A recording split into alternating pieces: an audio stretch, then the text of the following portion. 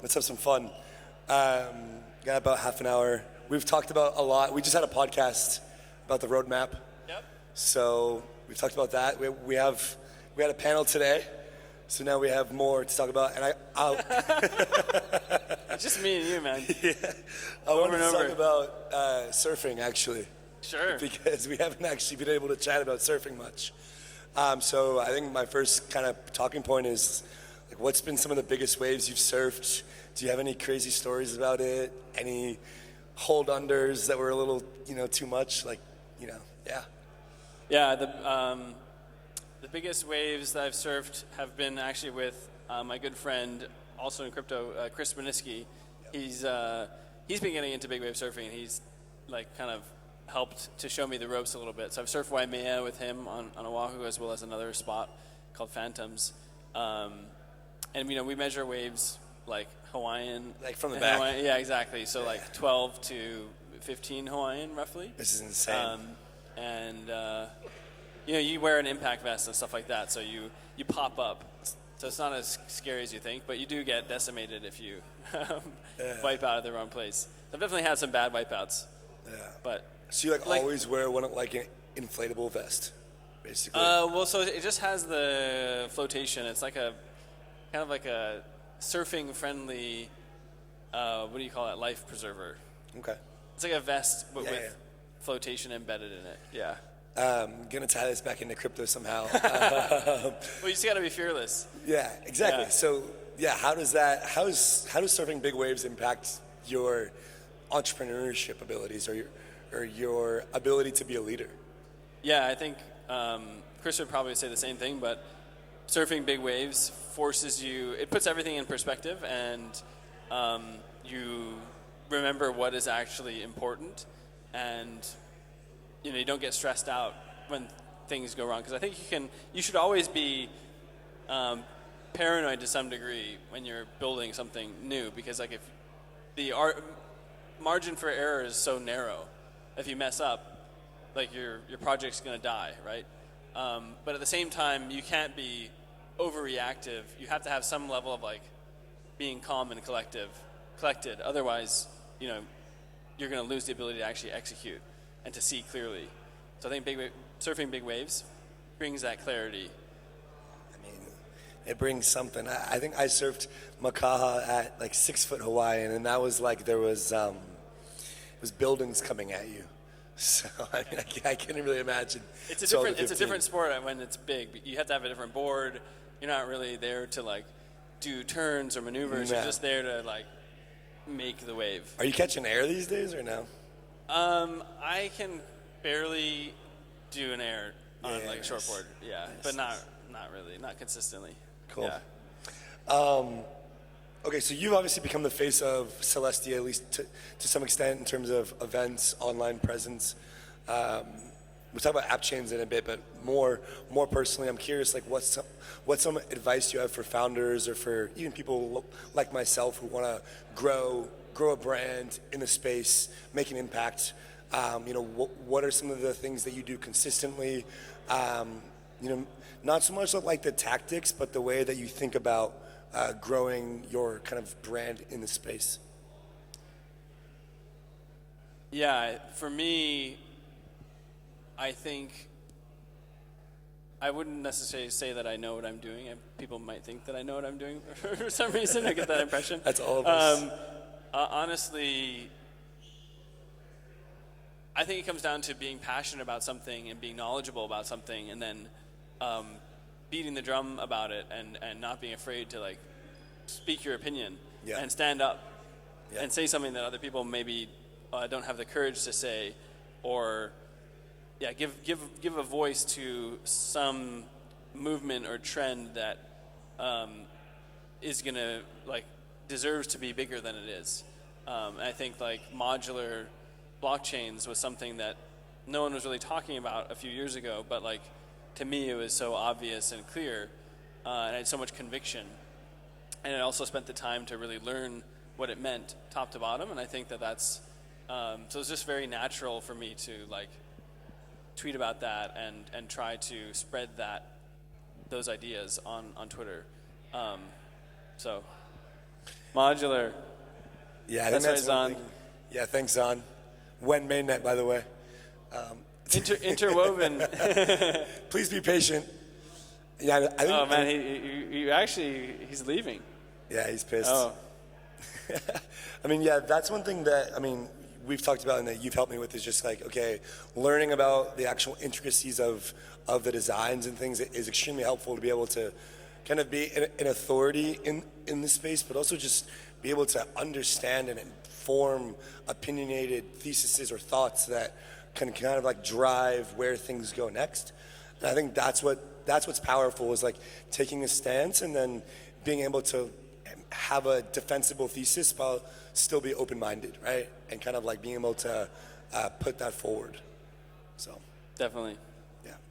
Now, getting into Celestia and kind of Appchains, I think starting from more of like the philosophical lens, you guys have a saying or at least a kind of tagline with regards to Celestia being abundance. Celestia is abundance.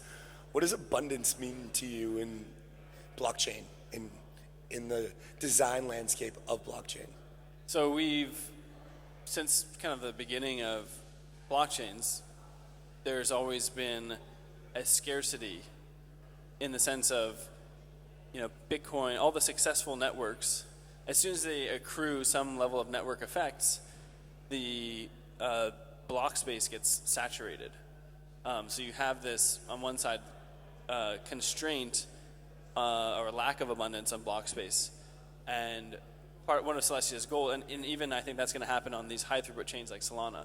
The reality is you just cannot scale a single network if it's going to be a monolithic chain with one single execution layer. So to us, the way that we can solve this problem once and for all is by pursuing a modular approach and then using data availability sampling to scale the block space throughput like radically. And like in the future, Celestia's long-term goal is to have 1 gigabyte blocks, and with throughput of, and it's actually very achievable by virtue of Celestia focusing only on data availability. And what you're going to have then is the ability to have multiple, like many Solana throughput chains running in parallel. So like that's the level of abundance that we want to go for, that is future-proof in the sense of when there are actually hundreds of millions and maybe in the future billions of users, like we can actually sustain that level of demand.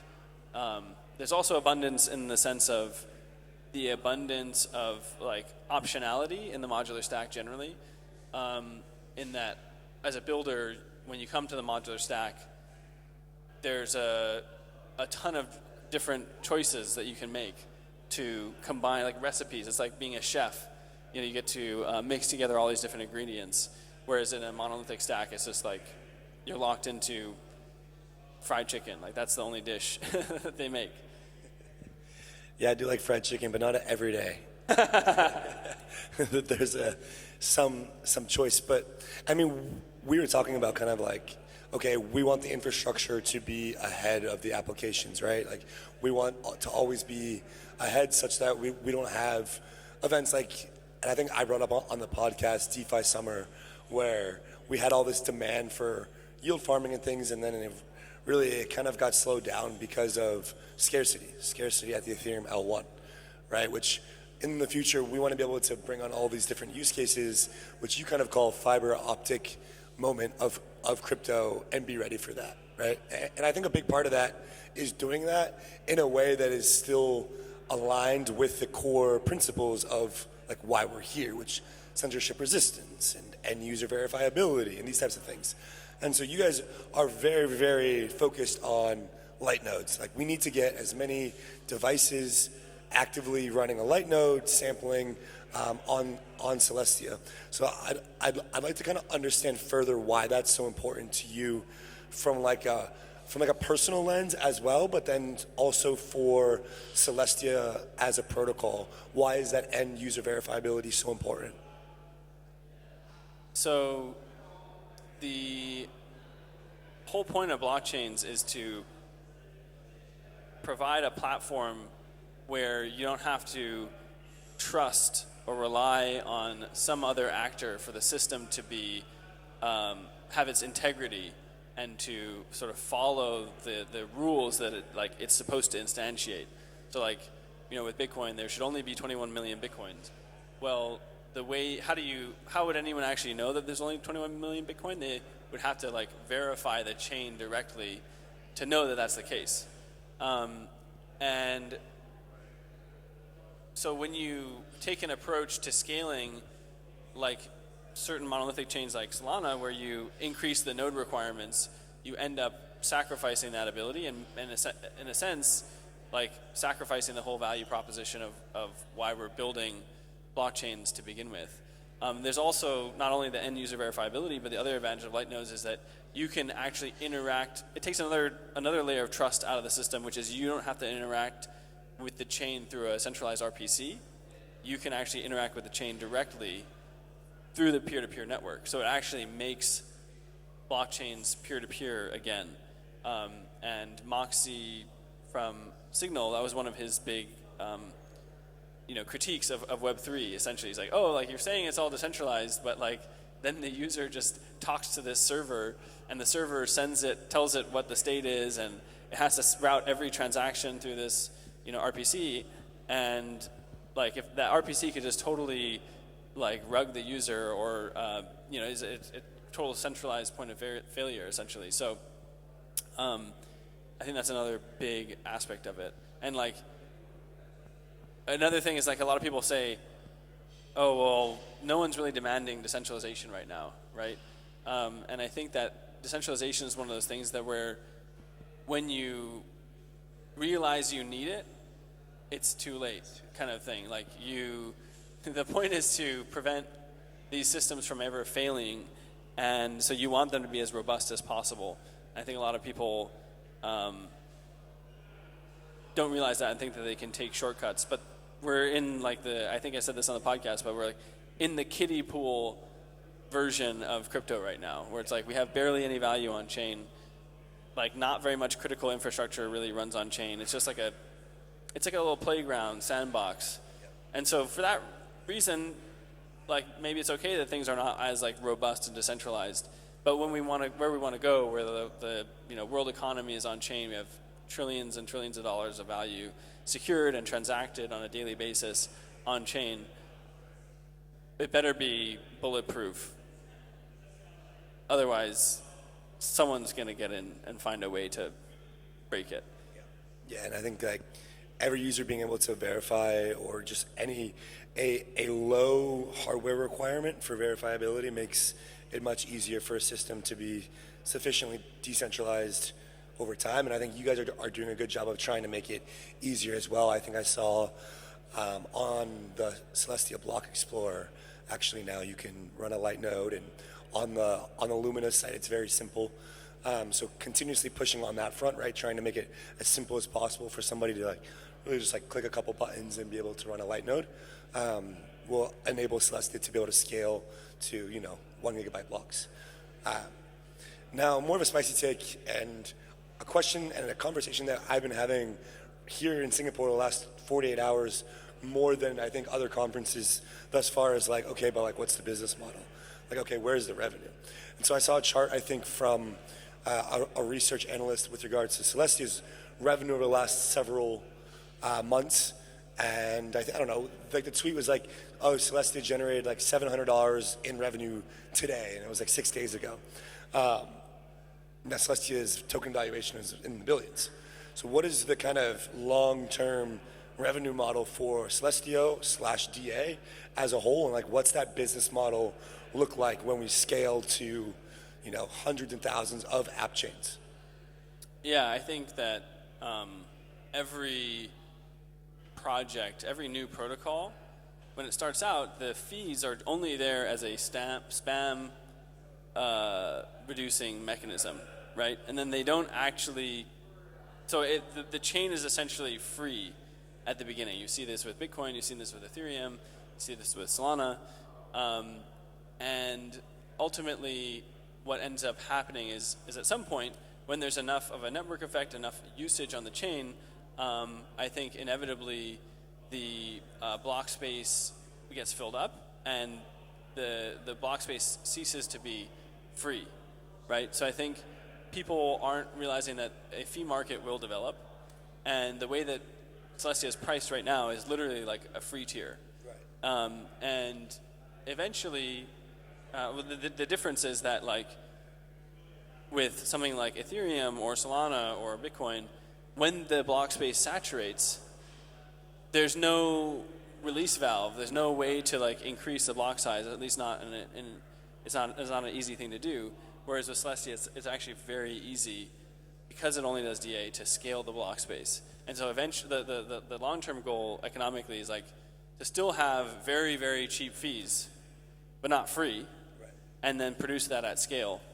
And as long as the value that you're providing to the chains that are built on top is more than what you're charging for the DA, then it's a defensible sort of like business. And this also, you have to like then consider the whole question of whether DA is a commodity or not. And you're pretty strongly advocating that execution is a commodity. Yes, I think execution is a commodity. But not DA. Not DA. Applications are not commodities, and DA is not a commodity. Execution layers, to me, like a generalized execution layer, does seem like it will be commoditized. Similar to like a programming language or something? It's just the fact that like in a chain abstracted world with really good interop and seamless UX and all that, what's the difference between me deploying my application as a smart contract versus its own rollup? Like, I see only advantages to being a rollup versus a smart contract in that world. Or at the very least, again, I don't know if it will ever be 100% that 100% of apps will always be deployed default as a rollup, but at least what you can know is that the top, let's say 50% or 20, even just 20% of applications will be deployed as a rollup. Because once you're at a certain level of throughput or have enough users or revenue or whatever, the incentives to deploy your own chain are really massive. And those top 20% of applications are going to be 99%, I bet, of like the DA throughput or in general the throughput of the ecosystem. So I can't remember how we got on that. No, topic. yeah, it was about DA is a commodity. Yes, yeah. Yeah, how did that connect? I can't remember. Because we're talking about basically how yes, the fee generation model of Celestia right now is practically free, but you guys aren't constrained by the same way that Ethereum, Bitcoin, etc. are, because you can just keep increasing the block size until you get to, theoretically 1 gigabyte blocks.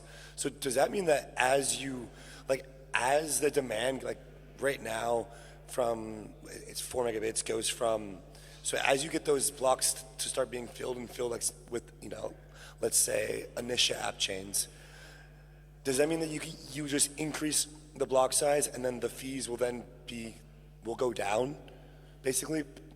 Like, do you see what I'm saying? Like, yeah, I think that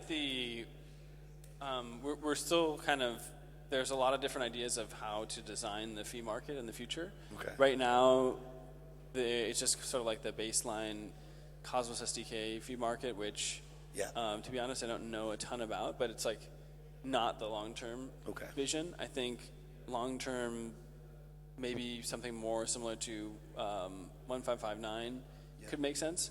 But unless they're, like, I would think that when you double the block space, there wouldn't be congestion, at least not immediately. Right. So probably the fees would drop, but then potentially demand would catch back up. Yeah. It's really hard to know. There's also, what's interesting is I think if you accrue a certain level of network effect and you end up having MEV, whether internally in the chains that are built on Celestia, or let's say there's cross-chain MEV, there could be sort of like this baseline demand to just like post data that ends up filling the block space, like the tail end of the block space.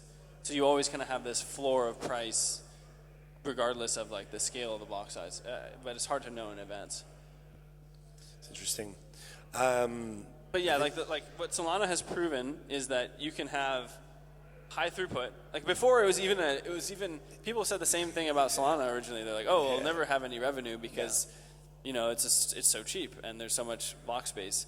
But now, they generate a lot of revenue in some ways, more revenue than Ethereum, I think. Or actually, I'm not sure about that, but at least people, it seems that's the way people seem to be alluding to recently. Yeah. Like, that's the impression I get from like crypto Twitter discourse, which is never really a good indicator. But and then Solana had the philosophy, and then one that we share, which is like, actually, you can have low fees, just do it at scale, and you can still generate a lot of revenue. And that's the way to do it, in my opinion. The high fees, and Ethereum people are, no, you have to constrain the block space and make people pay at like $200 to do a swap. And it's like, it's so clear that that's not a sustainable approach. It's like users, don't care about the ETH burn. They don't they don't want to pay $200 into your fire pit so your ETH bags go up. They want to just make the swap and keep as much money as they can.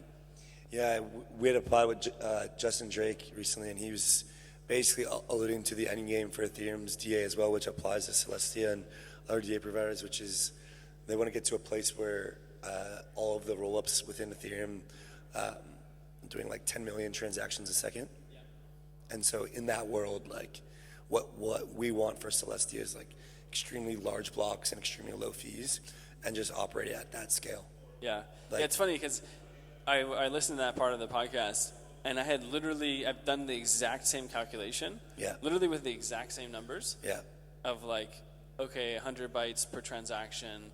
We want to have 100 transactions per person in the world per day. That ends up being like 1 trillion transactions per day. And you end up basically with like 10 million transactions per second, which is roughly, I think, 10 gigabits or something like that. Yeah. Or the equivalent of 10 gigabyte blocks, I think.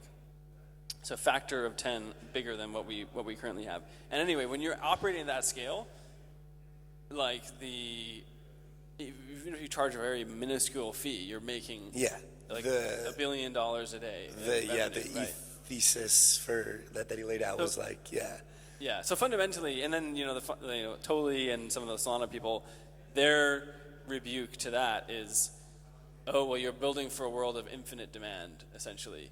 Like, oh, there's just not that much demand for block space.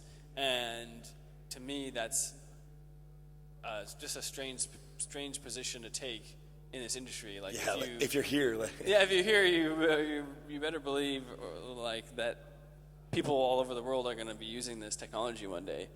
And if you believe in that, we're going to need a shitload more space than, orders of magnitude more than the space of all of crypto combined right now. Yeah. Yeah, that's why it was interesting that Justin Drake, he seemed he put like positive respect on Celestia, but he seemed to be pretty dominant on like Ethereum's going to win this, and like this is the way that Ethereum accrues value. So it's gonna be interesting to kind of see. The funny thing that's happening in the Ethereum ecosystem now is you have people like Max Resnick who are saying we need to make the L1 great again. You know what I mean? And those are completely opposed roadmaps. Like I don't think, like you either want to be Solana or you want to be Celestia. You can't be both.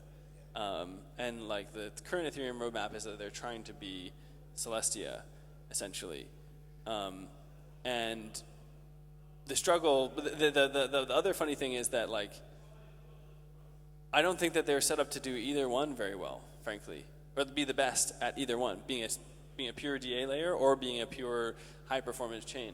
Like, why not a pure DA layer? Because they have all this baggage of the monolithic L1 that they started with, and they try to pitch that as like an advantage because it's settlement or whatever. And it does give them some level of network effect that attracts rollups to their chain, but that has a very short shelf life, because as like chain abstraction starts to take place, like who cares about ETH alignment or being an ETH L2 versus you're just going to be a chain, and Ethereum is just going to be another chain that you have a bridge to and get liquidity from.